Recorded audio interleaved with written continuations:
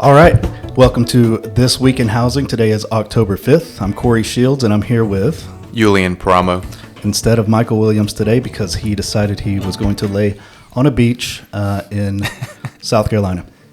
So Sounds nice. yeah, sounds really nice actually. Very jealous. Yeah. I haven't been to a beach in 2 years, year and a half. Carter's Lake's just around the corner. Same thing. Same thing. But anyway, This Week in Housing, Yulian, we were talking about before we hit the cameras a little bit of what you're seeing in the commercial space and also a deal that we actually have going on, which is pretty relevant to we can talk about that This also. Week in Housing. So where are we at with that one? I think we were talking about how we were going to talk about something that's current and what's really happening in real estate right now that everybody's experiencing. It's kind of what we're doing with that property we got the deal on. I think it's a good representation of... It's a good model of everything that's happening. So a little background is I am representing the seller. Corey's representing the buyer. This house that I put on the market for the seller was an investment property for this family, and they decided to list it on the high end of my suggestion. Maybe a little bit more than my suggestion, so it's kind of priced out of the market. However, I'm always on the seller side if I'm representing the seller, so I agreed that I would work as hard as I could to make it happen, so we actually found a buyer. What's going to happen is it sat there, or what did happen was exactly what I told them, that it was going to sit there for, more than usual, more than the average house. It's just been sitting there, and then finally we had a buyer willing to pay closer to the amount that they wanted. They had to come down a little bit, but what we're waiting on right now is the appraisal, as you know. So can you fill us in a little bit about the appraisal part on your side? Yeah. So the appraisal, what we are anticipating in that report is, we're hoping the value is there. And, we hope so. It may not be. I'm kind of leaning towards it isn't going to be there. Agree. What I'm very confident in is that the appraiser is going to be requiring some kind of some kind of repairs on that investment property. It being an investment property, oftentimes that's code for needs lots of work. Has a lot of mandates. Yeah. So that's kind of where we're at with this one in particular. So we will definitely be doing some negotiating on that, hopefully getting the appraiser's required repairs done so that they will actually fund the loan. So that's where we're at. I think that's also key to work with a good lender that you know how they operate and what they're going to be requiring. Also knowing your inspectors and your appraisers are really good, just because you know how they tend to shoot things, or how maybe not shoot things, but how they see things and how they justify their results. So knowing that, you can advise your client and you can kind of tell them what to expect before you actually get it, so they're not hit with the good news or the bad news and blindly. So that's pretty important there. So the appraisal is definitely a sticking point in residential right now for sure. Is that same sort of thing? Does that happen in commercial or? Yes. I think overall everything in real estate that I've worked on, the seller wants top dollar, maybe even more than top dollar for their property, just because they keep hearing, for a whole year we've heard that the real estate market's on fire. So they're like, you know what, I really don't want to sell my house, but if I got this price, I'd probably sell it. People who didn't actually want to sell, but then they heard something from somebody. And my neighbor got 200 for, I'm going to sell mine for 225, and if I don't sell it, oh well, keep it. If I sell it, good. We have a lot of that, so hard to work with that. Yep, it's really hard, especially because I feel like the seller's mindset is poisoned because of what they see, what they hear. Just because someone got $65 a square foot for their building doesn't mean that they're going to get $65 for their square feet. Everybody thinks that their property is just as good or better than the other ones without knowing all the details, right? So I run through that a lot in real estate. For example, there was a property, it was a 30,000 square foot property that was selling for, I think, like $400,000 2 years ago. It didn't sell. It was stayed on the market. Then it went up to $899,000, still on the market. Now it's at $2 million. So the guy's just going with the market, and he's not getting. I've showed it a few times. Mm-hmm. No one really likes it. It's kind of chopped up. The space is not ideal for carpet businesses, which is what people that come into Dalton want to do something with flooring, right? So they want high ceilings, a lot of dock doors, a lot of parking space for the trailers. They want access to the interstate. They want access to the other companies that they do business with, so they don't have freight costs back and forth, getting their raw materials from Chatsworth, Calhoun, or Ringgold, or wherever their suppliers are from. And this particular property has zero of that. It's near the interstate, but it's really difficult to go in and out. Dock doors are very tight. There's no room for expansion. The ceilings are low.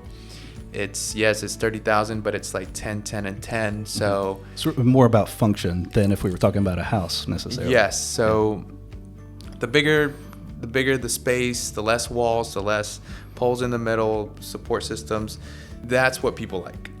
Mm-hmm. This particular property, it's not that great, but it keeps going up in price, selling price. Right. I'm not saying that people are willing to pay for it, because obviously they're not. So we run into a lot of that. A lot of people that are expanding, they are leasing out 10,000 square feet, 20,000 square feet, and they just need another 10,000 square feet.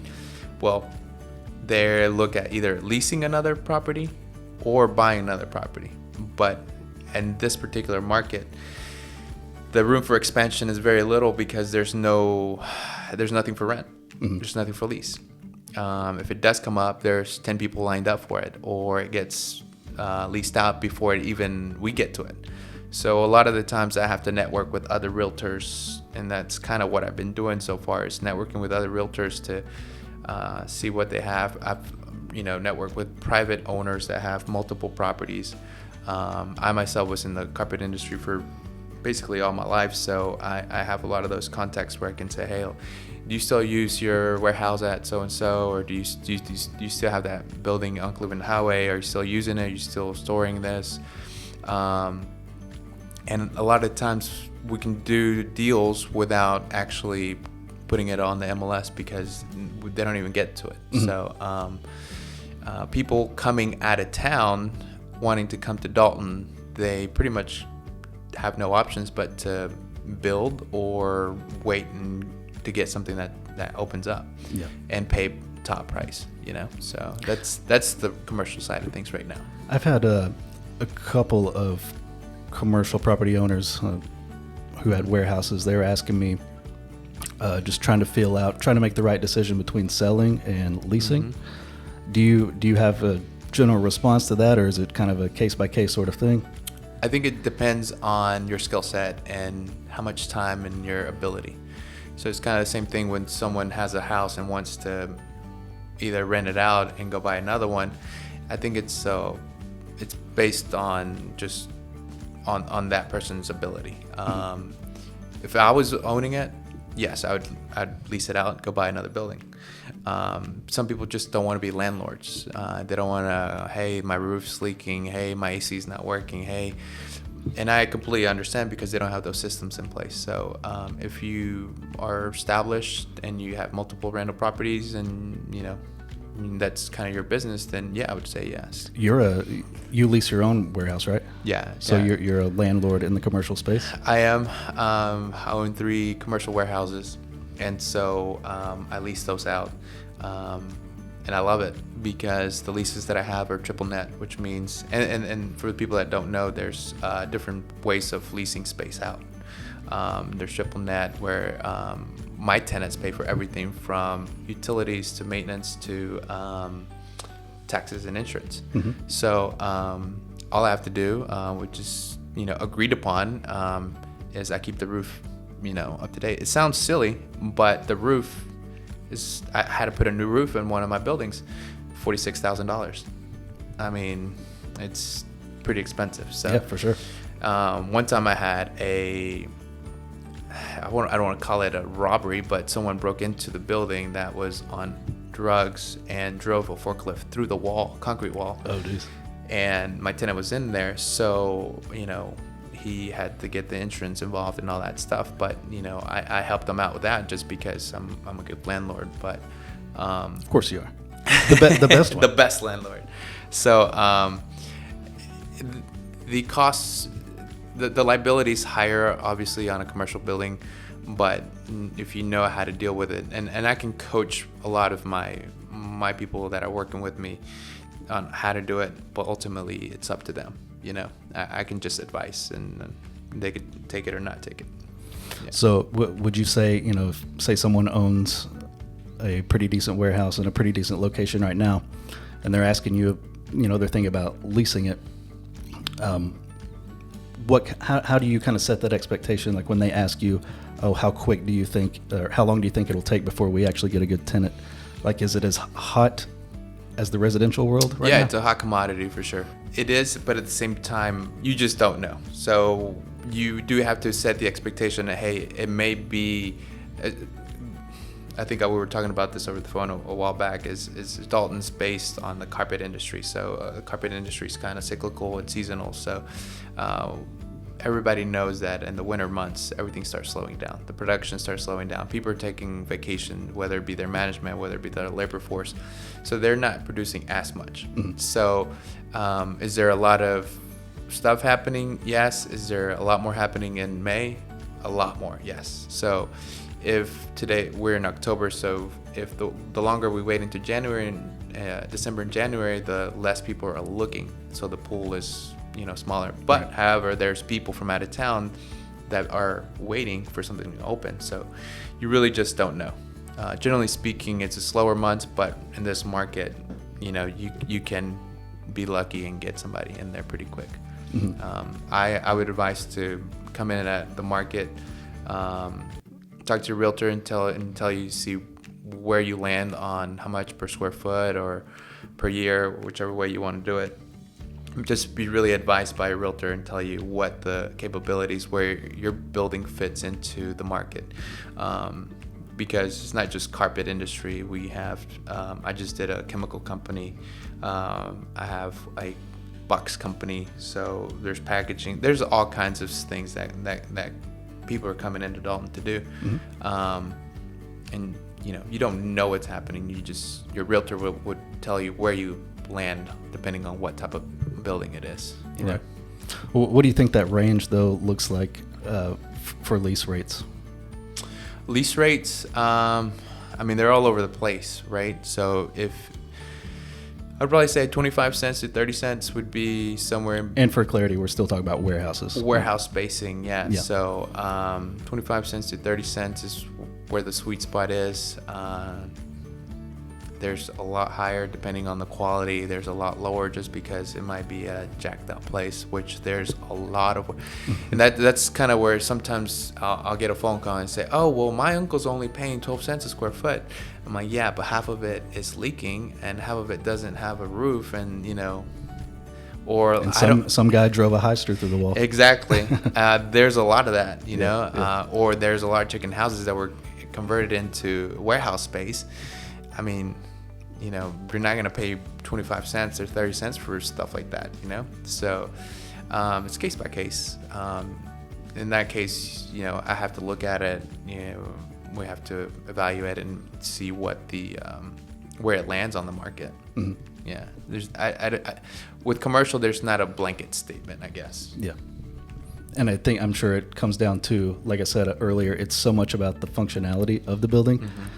Whereas a house, like if it's where you want it to be and big enough and it's pretty, that's the winner. Yeah. But commercial space, warehouses, so many more factors that go into it. So, mm-hmm. And that's what makes it so difficult too. Of pricing, and people want to know exactly how much is this worth, and it's like. And you also want to get a good lease written up. Mm-hmm. So. Before I was an agent, I was using a general lease that you could just get from, Office Depot. Well, when you become an agent, you realize that those leases are missing so many things, or they're very gray in a lot of those areas, that if you had to go to court, it'd be really hard for the judge to side on your side or their side just because there's so many holes in it. Yeah. So if you get a lease that's done by a realtor, they can help you out and advise you how to protect yourself. So Right. that would be my my advice. So yeah, that's good info to have about the warehouse space, commercial real estate, what that's looking like. We touched on a pretty good model, I think, for what appraisals are looking like in the residential space, Yep. especially for the starter homes, I think. So on that note, thank you guys for joining us on This Week in Housing. I'm Corey Shields. Yulian Paramo, thank you for having me. Thank you for being here, Yulian. I greatly appreciate it. Thank you. He didn't want to do it. He came through. Anyway, take care, guys.